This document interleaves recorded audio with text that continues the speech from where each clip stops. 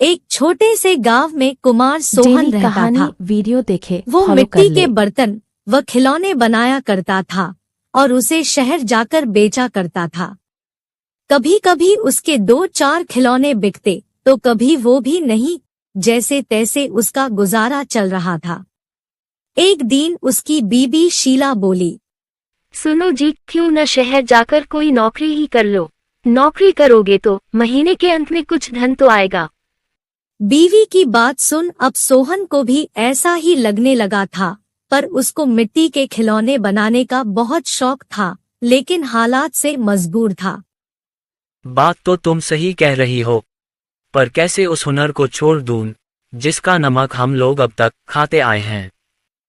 मैं जानती हूँ आप बहुत मेहनत और लगन से खिलौने बनाते हो, पर बाजार में बिक्री ना होने से अब हमारा गुजारा नहीं होता। अब तो यह हालत हो गई है कि रसोई में अन्न का एक दाना भी नहीं बचा। ठीक है, मैं कल सुबह ही शहर जाकर कोई न कोई नौकरी तलाश करता हूँ। अगले दिन वो शहर के लिए रवाना हो गया और एक व्यापारी के पास वह नौकरी करने लगा। सोहन वहां नौकरी करता तो जरूर था, पर उसका मन अभी भी अपने चाक और मिट्टी के खिलौनों में ही रहता था। समय बीतता गया। एक दिन शहर में जहां वह काम करता था, उस मालिक के घर पर उसके बेटे निखिल का जन्मदिन था। सब महंगे महंगे तोहफे लेकर आए। सोहन ने सोचा, क्यों ना मैं मिट्टी का खिलौना बनाऊं और बच्चे के लिए लेकर जाऊं, वैसे भी हम गरीबों का तोहफा कौन देखता है। यह सोचकर वह मिट्टी का खिलौना बनाया और बनाकर जन्मदिन पर ले गया। जब दावत खत्म हुई तो निखिल की नजर उस मिट्टी के खिलौने पर पड़ी। उसे वो हाथ में उठा लिया और खुश होकर और भी बच्चों को दिखाने लगा। खिलौना सभी बच्चों को बहुत पसंद आया और जिद करने लगे कि उनको भी वैसा ही खिलौना चाहिए। यह सब देख सभी मेहमान एक दूसरे की तरफ देखने लगे और एक ही बात पूछने लगे, अरे वाह, इतना शानदार तोहफा कौन लाया है? इतना महंगा तोहफा ये किसने लाया होगा?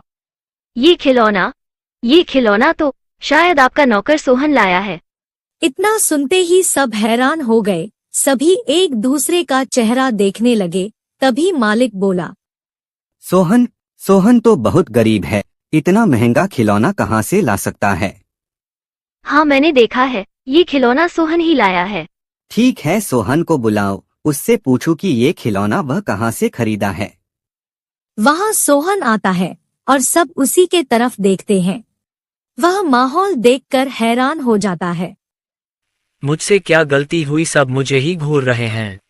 शायद मेरा खिलौना निखिल को पसंद नहीं आया होगा और बच्चों के सामने वो अपमानित होगा। कोई बात नहीं, मैं माफी मांग लूंगा। मालिक, क्या आपने मुझे बुलाया? हाँ सोहन, क्या यह खिलौना तुमने दिया है? हाँ मालिक। तुम यह खिलौना कहाँ से लेकर आए हो और इतना महंगा तोहफा तुम लाए कैसे? इतना सुन सोहन मन ही मन खुश होता है और मुस्कुराते हुए बोलता है, माफ कीजिएगा मालिक, ये कोई महंगा तोहफा नहीं है, यह मैंने खुद बनाया है। गांव में यही खिलौना बनाकर मैं अपने परिवार का गुजारा करता था, लेकिन इससे अब घर नहीं चलता, इसलिए आपके यहाँ नौकरी करने आया हूँ। अरे वाह, तुम क्या अभी है खिलौना बना सकते हो?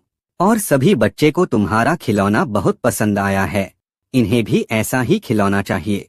सोहन खुश होकर बोला, हाँ मालिक, बिल्कुल बना सकता हूँ। जब कल मैं आऊँगा तो खिलौना बना कर लेते आऊँगा। अगले दिन सोहन ने शानदार रंग बिरंगे खिलौने बना कर दिए। यह देख मालिक ने सोचा, क्यों ना मैं खिलौने का भी व्यापार करूं। वह अपने बीवी से बोला, सुनीता, सोहन खिलौना बहुत अच्छा बनाता है, उसे खिलौना बनवाकर शहर में उसका भी व्यापार कर लें। उसे सोहन को उसके मनपसंद का काम भी मिल जाएगा और उससे अच्छी तनख्वाह भी मिल जाएगी, साथ ही साथ एक मोटी रकम हम भी कमा लेंगे। ये तो अच्छा विचार है जी।